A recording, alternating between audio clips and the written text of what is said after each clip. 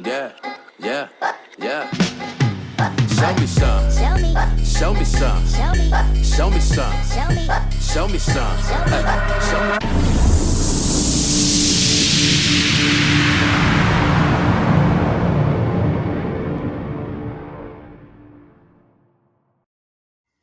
Oh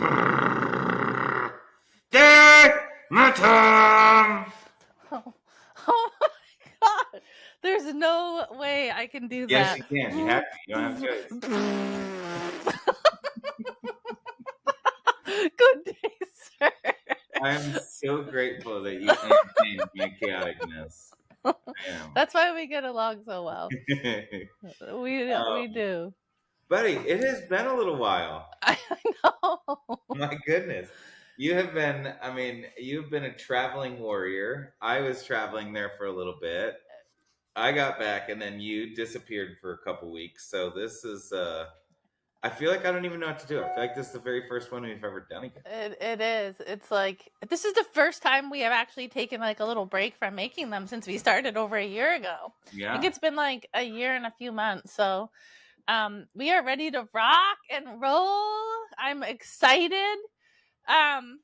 Because there's a topic that keeps coming up on almost every single like agent check-in, John. I know you've been hearing it a lot about people just wanting to figure out how to be more consistent with their business, right?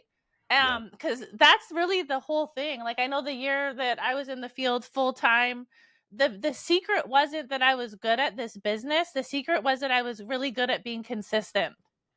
Okay, I was average at best, but what ended up happening was I got in front of more people and I always got my appointments. I think there was out of 52 weeks in a year, there was 2 weeks that I didn't get my appointments. 2. And so what ended up happening is over the course of the year, I ended up with an average of $7,500 of premium per week, which isn't great, right? That's 7 to 8 apps. But over a year of doing that, that was over $425,000 of business. Yeah. And the only reason I did that is because every week, except 2, I got my appointments. And I remember the 2. One of them, Marshall had booked his Key Leader Academy over the weekend. I'm like, Marshall, I have to dial. So I didn't want to go to anything. And I wanted to sit there and dial. And then in the morning when everyone was having breakfast, I was dialing. You know what? I even remember you at conference having to peel away for like an hour before, like after the event, before dinner. You're like, all right, I got to go make some dials. I'm like, just take the time off. I remember thinking that to myself so vividly. Like at one of my first conferences that I went to, I'm like, what the hell is she doing? Yeah, like I'm here. We sold a whole bunch of premium before it. We sold, we're going to sell some after, but you didn't want to ever ruin that momentum. And that was it, right? I always say that we want to be consistently good instead of occasionally awesome. Mm-hmm. Right? And so over the course of the year, right, you get in front of 10 people a week. Over a year, John, how many sits is that? If you get in front of 10 people a week over a year, how many people do you get in front of? 520. So if you get in front of 520 people in a year, do you think you're going to be freaking better or not? I think that's the only reason that I got good at this business, right? That's it. Is that I was told that in the beginning you get paid for your hustle, later you get paid for your skill. All right. So don't be afraid of failing. Be afraid of being in the exact same spot that you are now next year. And it starts with us being committed to what we're going to do today and this week. Okay. Yeah. So let's break. I think that's a really good message though too, right? Because it's like it didn't take you as long, right? As long as it did to get in front of those 10 people in the beginning that it did at the end. Because I remember being on text message strings with you where you'd start dialing at 4:00 in the afternoon and you'd be done with all 15 appointments by 7. Where I'm like, I've been dialing all damn day and I've only sat in front of 3 or 4 people or set up. Here's the thing. Okay, number 1, there's 2 reasons that people don't make it here. The first one is that they don't buy enough leads. The second one is they don't call them enough. That's it. And John, I think maybe I don't know. Maybe I was also getting some better leads than you faster as well. Yeah. I don't know. That might have been part of it. You got good leads. I know, or maybe I don't remember what our lead mix was, if it was the same back then. But that box has to be checked, right? Like, let's just assume that every week you're spending your $500 a week or whatever it is on minimum on leads. Okay, that's checked off. But if we look at our schedule, there's probably like 9 tips I'm going to give really quick that I want you to do to optimize your schedule. Because if we're not getting in front of 10 people a week, it's impossible for you to be fiercely consistent in this business if you're not as good as selling as John. Okay. And even John, when you run the field, it's never less than 10. Even now, it's like 10 is the bare bones minimum. I honestly think that if you were only getting in front of 5 a week, could you be consistent? I know I couldn't. Yeah. Sometimes like you have 5 weirdos in a row, like, or whatever, like, but 10, it's, even if you're horrible, you're going to help at least 5 of them. Yeah. Okay. Yeah. Either you owe the numbers or the numbers owe you at 10, in my opinion. You're right. Yeah. So let's talk about a strategy, right? Because I'm going to bring up about 10 different things that I'm seeing when I look at people's schedules that we need to fix if we're not getting in front of 10 people yet. Okay. So number 1 is, if you're full-time, right? If you're full-time and you have enough leads, do you have at least 4 hours a day of dial time? Okay, 4 hours. If you have 4 hours of dial time on your schedule, are you going to call all 4 hours? Or do you think there might be a little bit of downtime with you starting the dialer, moving leads around, inputting numbers, whatever? You're probably going to actually physically dial about 3 to 3.5 hours if you have 4 hours on your schedule, which is a full-time person.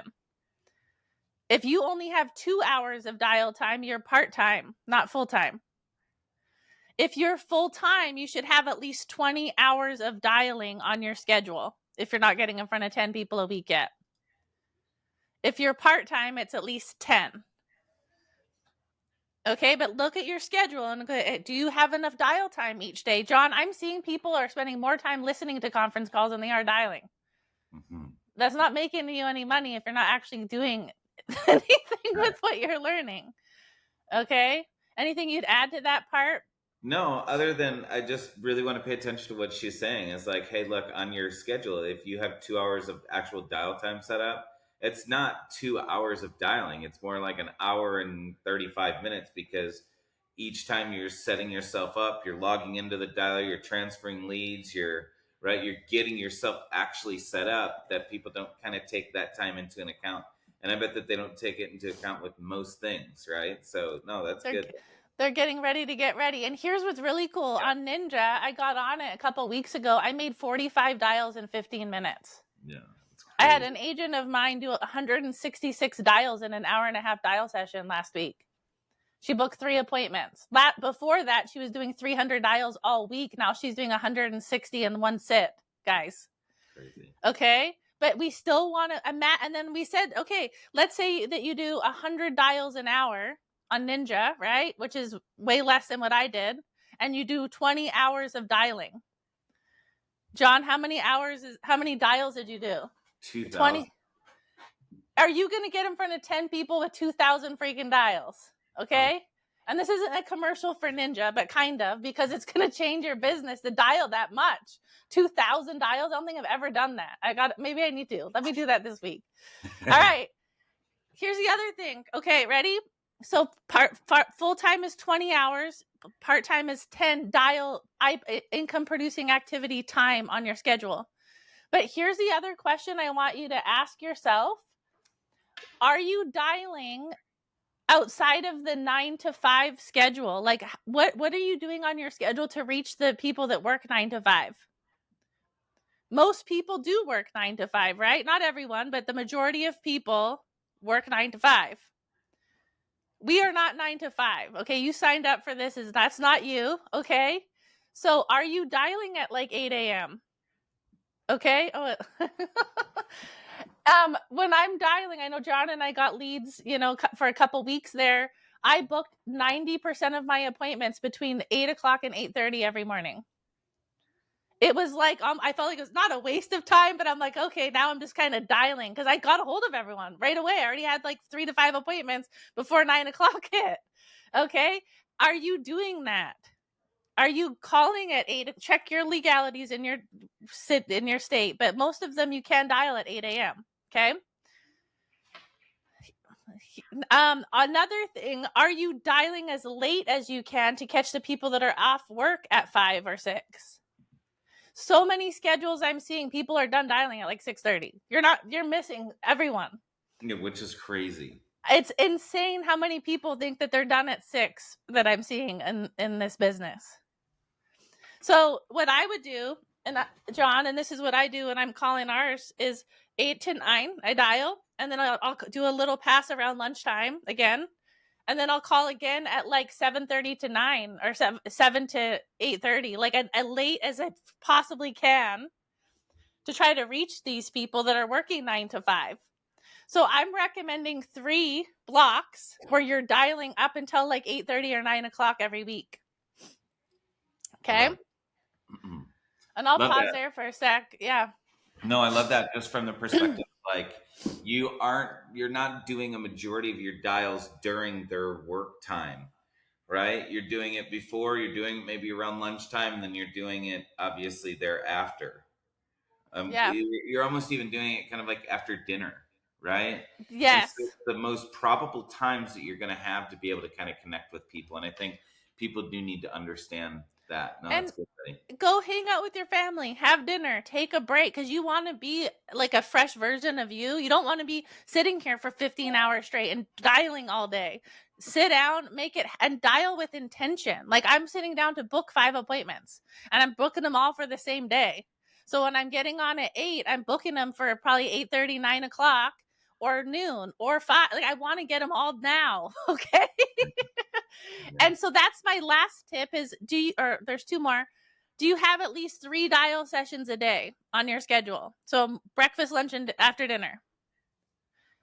And just a pro tip, do you have Friday night and Saturday morning on your calendar? Because Friday night, John, and Saturday is when I could get 15 appointments in those 2 blocks all day long.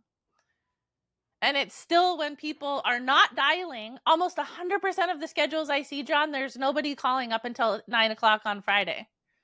They're clocking out at like 6 or 7 at night. Like, you're missing it. You're missing these people. They might have had a few glasses of wine by then. They'll be easy to book. You'll be good to go. Right. Well, and people like sit there and think about, well, that's not work-life balance. Okay, fair enough that that's not work-life balance, but you know what? I think it's really hard to be broke instead of just hard to missing out on some of the things with your family or friends during those peak times. So do keep that in mind as well, right? Like, so use your heart. this is what I was willing to make a few sacrifices for a few seasons of my children's life to be there for everything for the rest of their life. That's right. And you don't have to work Friday. You don't have to do any of the stuff that I'm recommending. This is a lot of people don't, John. But if you get in front of 10 people a week, it's going to change your life. And if you not get in front of 10 people a week, you're going to wonder why your money's not consistent. That's right. So this is the recommendation. If you're to get in front of 10 people a week, once you get really good, you can start peeling this stuff back and you can start doing whatever, but you're spending all this money on freaking leads. Attack them. Yeah. Attack them to squeeze. We did Omar Diaz on a call a couple weeks ago. He's like Golden Pen winner 4 years in a row. He has a 93% resolution on all the leads he buys. He gets a yes or a no from 93% of them. Yes, he attacks them, and you attack the 10 sits, it's going to change your life. That changed mine. I had $100,000 saved up after a year and a half in the field because I did this. So you don't want to suck at sales. Follow those pro tips, dog. Outside of that, this is fun today. We gotta do a part 2 to this. But bye, y'all.